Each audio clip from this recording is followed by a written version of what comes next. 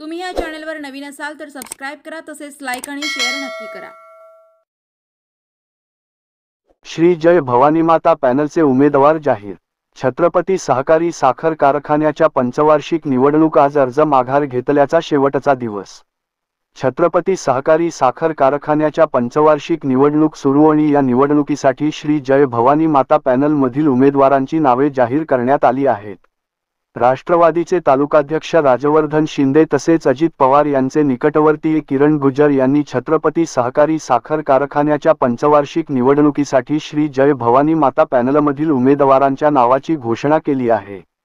यामध्ये सर्वपक्षीय पॅनल तयार करण्यात आला असून ही निवडणूक बिनविरोध करण्याचा मानस असल्याचे किरण गुजर यांनी स्पष्ट केले। उर्वरित उमेदवारांनी उमेदवारी अर्ज मागे घ्यावे असे आवाहनही त्यांनी यावेळी केले। नाराजी दूर करण्याचा प्रयत्न असून काहींना स्वीकृत पदी संधी मिळू शकते असे त्यांनी यावेळी जाहीर केले। गटनिहाय उमेदवार खालीलप्रमाणे आहेत। गट नंबर 1 लासुर्णे मधून पृथ्वीराज साहेबराव जाचक, शरद शिवाजी जामदार। गट नंबर 2 सणसर या मधून रामचंद्र विनायक निंबाळकर, शिवाजी रामराव निंबाळकर।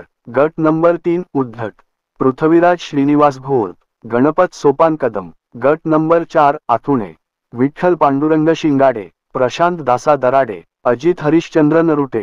गट नंबर 5 सोनगाव अनिल सीताराम काटे, बाळासाहेब बापूराव कोळेकर, संतोष शिवाजी मासाळ। गट नंबर 6 गुणवडी कैलास रामचंद्र गावडे, सतीश बापूराव देवकाते, निलेश दत्तात्रय टिळेकर। ब वर्ग सहकारी उत्पादक बिगर उत्पादक संस्थापन अशोक संभाजीराव पाटील, अनुसूचित जाती जमाती मंथन बबनराव कांबळे, महिला राखीव प्रतिनिधी माधुरी सागर राजपुरे, सुचिता सचिन सपकाळ।